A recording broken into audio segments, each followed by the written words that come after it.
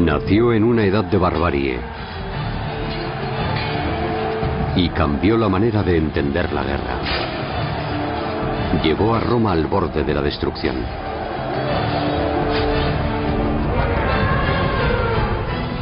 En Trebia, Trasimeno y después en la batalla de Cannas. Fue el día más sangriento de todas las guerras de la antigüedad, posiblemente el día más sangriento en toda la historia de la guerra. Su simple nombre causaba terror a cualquier romano, pero la mayor parte de su vida sigue siendo un misterio. ¿Era un hombre honorable? ¿Un hombre despiadado? El verdadero Aníbal se encuentra perdido entre estos conceptos.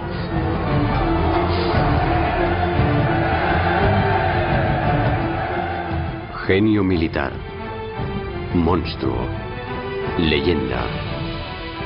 Esta es la verdadera historia de Aníbal.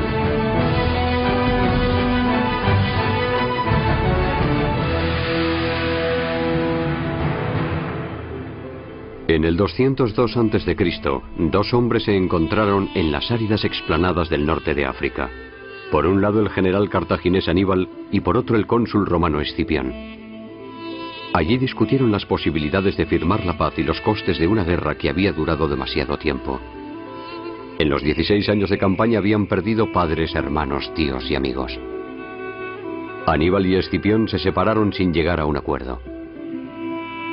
Al día siguiente, los ejércitos de Cartago y Roma se enfrentaron en una batalla tan decisiva como feroz.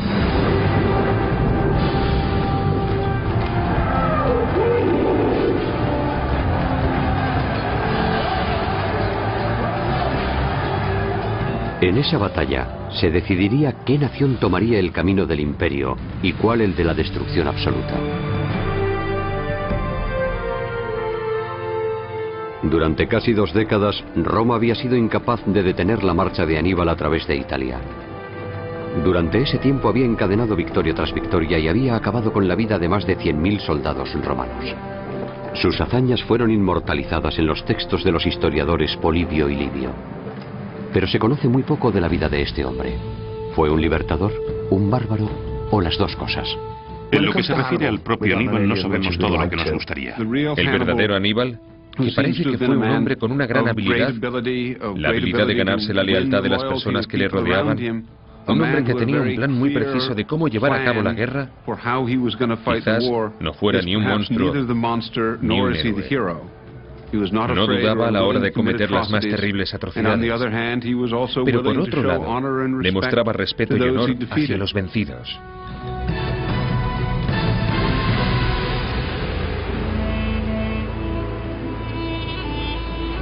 El hogar de Aníbal, Cartago, era el corazón del Imperio Púnico. Los cartagineses, desde las orillas del Mediterráneo occidental, habían dominado el comercio marítimo en esa parte del mundo durante siglos. La imagen que solemos tener de ellos es que era una sociedad basada en un comercio despiadado, en la que lo importante era conseguir beneficios a toda costa, y en la que la opinión hacia las divinidades era diferente a la sociedad romana y griega. Hemos heredado pocas cosas del punto de vista de los cartagineses. La mayoría de lo que nos ha llegado proviene de los romanos o los griegos. Antes de los tiempos de Aníbal, Roma y Cartago ya eran enconados enemigos. En el 264 a.C., los dos imperios entraron en guerra en su lucha por controlar el Mediterráneo y la estratégica isla de Sicilia. La primera guerra púnica duró más de 20 años. La mayor parte se desarrolló en los alrededores de Sicilia, a veces en tierra. Pero los enfrentamientos decisivos de la guerra fueron multitudinarias batallas navales que tuvieron lugar en las costas de Sicilia. Al final fueron los cartagineses los que se rindieron. Ambos bandos estaban al borde del agotamiento, pero los romanos tuvieron un poco más de fuerza de voluntad. Tras 23 años de guerra, Roma por fin conseguía una decisiva victoria en el mar sobre Cartago. Le permitió sacar ventaja de la situación e imponer unas condiciones humillantes a su rival.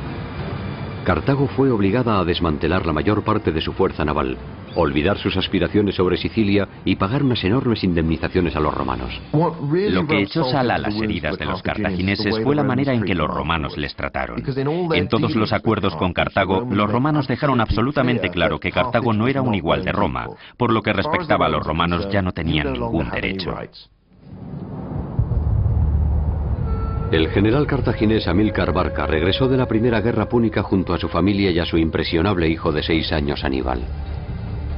Durante los 20 años de conflicto, Amílcar nunca había sido derrotado por los romanos, solo se había rendido por el acuerdo al que se había llegado en su tierra. Amílcar esperaba otra oportunidad para enfrentarse a los romanos. Amílcar Barca es en muchos sentidos el puente que une la primera guerra púnica con la segunda. Es uno de los generales cartagineses que lucharon en la primera guerra con Roma, y cuando terminó estaba convencido de que no había sido derrotado. Pensaba que el gobierno cartaginés no le había respaldado adecuadamente y que se había vendido de un modo cobarde a los romanos en vez de dejarle continuar peleando. Así que volvió a casa desilusionado. Sentía que Cartago no debería haber perdido esa primera guerra con Roma. Estaba invicto, así que creo que desde el principio buscó la manera de devolverle el golpe a Roma y recuperar el poder cartaginés. Los planes de venganza de Amílcar se vieron interrumpidos cuando Cartago se enfrentó a un motín entre sus propias tropas. A diferencia de griegos y romanos, los cartagineses no utilizaban a sus ciudadanos para combatir en el ejército. En su lugar, pagaban a mercenarios venidos de todo el Mediterráneo. El mismo Amílcar había dirigido a 20.000 de estos soldados profesionales en Sicilia durante la Primera Guerra Púnica. Cuando terminó la guerra en el año 241, les envió de vuelta al norte de África. Les había hecho numerosas promesas durante el curso de la campaña sobre el dinero que recibirían cuando la guerra finalizara, las ganancias que obtendrían. Pero cuando regresaron al norte de África, el gobierno cartaginés toma una decisión incorrecta y les paga menos dinero del que se les había prometido.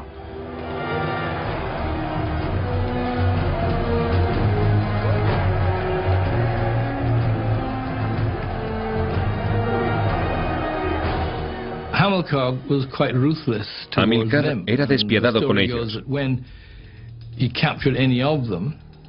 Cuenta la historia que cuando capturaba a alguno, le pasaba al instante por las armas o bien le tiraba al suelo y luego hacía que sus elefantes le pisotearan hasta la muerte.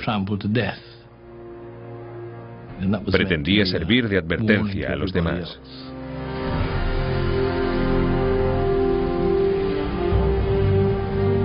Roma no se quedó sentada mientras Amílcar sofocaba la revuelta. En el 238 a.C. tomaron Córcega y Cerdeña, islas que habían sido fortalezas cartaginesas durante siglos. Cuando los romanos conquistaron Cerdeña, en el 237, aseguraron que lo habían hecho porque los cartagineses habían atacado a unos mercaderes que viajaban de Roma a Cerdeña. Fue una simple excusa. Era una maniobra típica romana, quejarse de que les habían atacado y después vengarse, y conquistaron Cerdeña. Por supuesto, los cartagineses pensaron que era un ultraje. Después de la conquista romana de Cerdeña y Córcega, Amílcar viajó a España para reconstruir el poder cartaginés.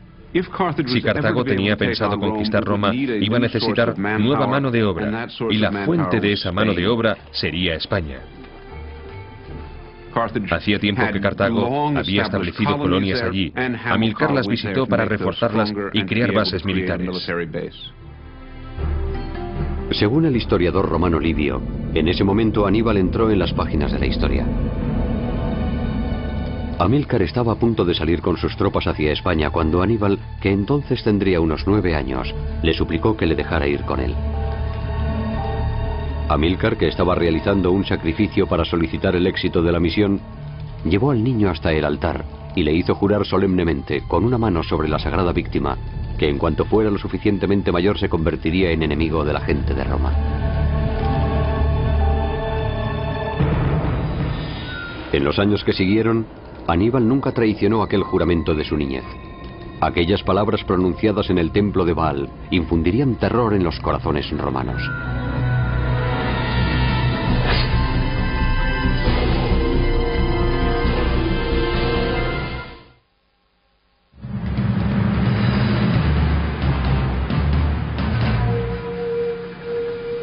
En el 237 a.C., Amílcar Barca partió para recuperar la economía y el ejército de la arrasada Cartago. Los romanos se habían apoderado de sus antiguas fuentes de mano de obra y dinero. El general cartaginés dirigía la mirada al oeste, a España. España tenía riqueza. España tenía minas de oro y plata. España también tenía mano de obra, hombres que habían demostrado su habilidad en términos militares y a los que también entusiasmaba la guerra. El control cartaginés en España era una mezcla de diplomacia y acciones militares. Los cartagineses preferían crear una red de alianzas donde los jefes locales contribuían con tropas al ejército cartaginés. Si no cooperaban, se utilizaba la fuerza militar.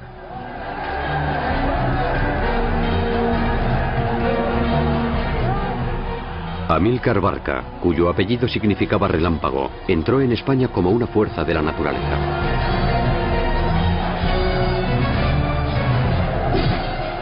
El historiador griego Polibio más tarde relataría las hazañas de Amílcar. Cruzó el estrecho por los pilares de Hércules y comenzó a demostrar el poder de Cartago a las gentes de Iberia. Pasó 9 años en el país. Durante ese tiempo muchas tribus cayeron bajo dominio cartaginés. Junto a Amílcar viajaba un ejército de varios miles de hombres y sus 3 hijos: Aníbal, Asdrúbal y Mago. Los muchachos recibían el nombre de la camada del león. Como su padre, ellos también serían guerreros. Educa a sus hijos casi como si fueran generales contra Roma. No quiere que sean únicamente grandes siervos de Cartago. Su intención es recuperar el equilibrio de poder perdido tras la Primera Guerra Púnica. Humillar a Roma como los romanos humillaron a Cartago. Así que Aníbal crece junto al ejército de Amílcar. Cuando no es más que un adolescente, comienza a adquirir experiencia directa en la guerra. Fue educado para ser un soldado, para ser un líder. En el invierno del 229 a.C., Aníbal y sus hermanos se unieron a Amílcar en el asedio a la ciudad de Élice. Sería un craso error.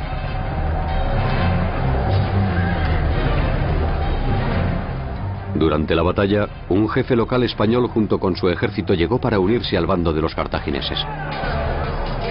Pero en el momento oportuno, los españoles tendieron una emboscada a Amílcar y sus tropas. El general puso a salvo a sus hijos enviándolos en una dirección mientras él dirigía a su ejército en la otra.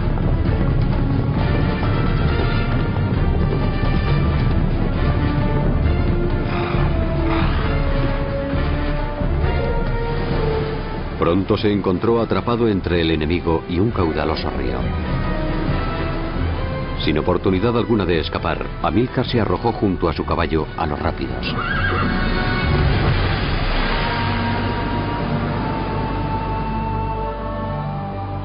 Así acabó la vida de Amílcar Barca.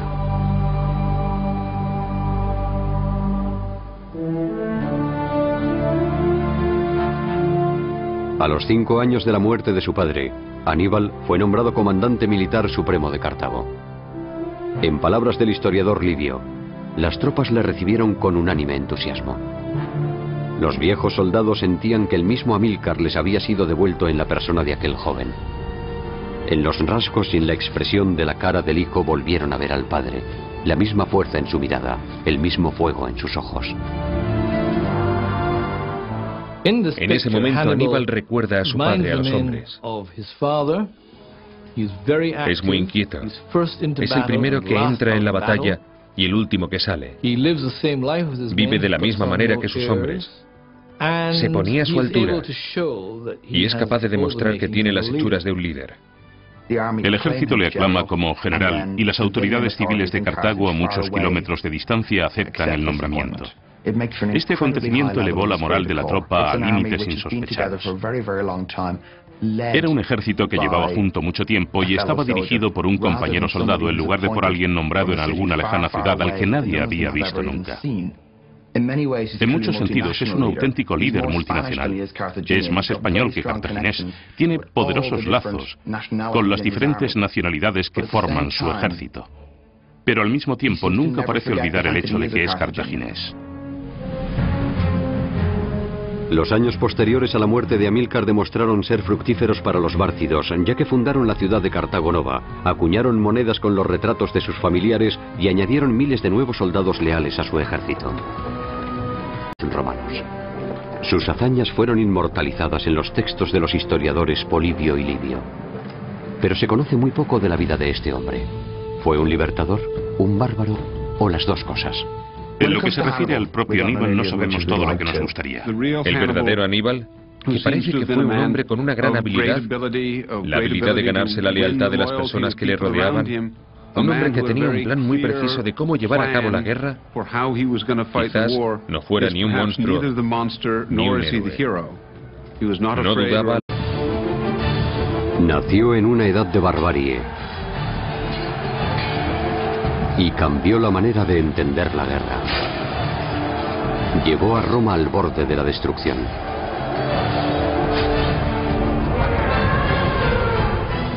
En Trebia, Trasimeno y después en la batalla de Canas.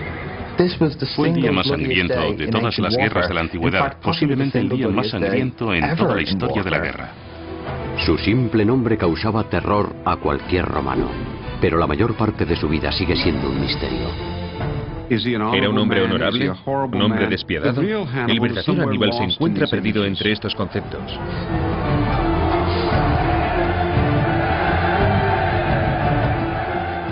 Genio militar, monstruo, leyenda. Esta es la verdadera historia de Aníbal.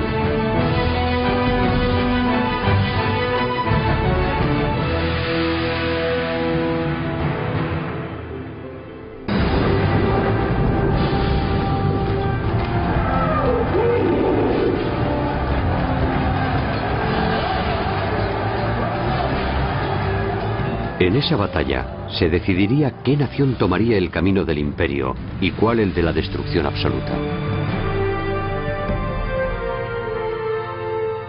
Durante casi 2 décadas, Roma había sido incapaz de detener la marcha de Aníbal a través de Italia. Durante ese tiempo había encadenado victoria tras victoria y había acabado con la vida de más de 100.000 soldados. En el 202 a.C., 2 hombres se encontraron en las áridas explanadas del norte de África. Por un lado el general cartaginés Aníbal y por otro el cónsul romano Escipión. Allí discutieron las posibilidades de firmar la paz y los costes de una guerra que había durado demasiado tiempo.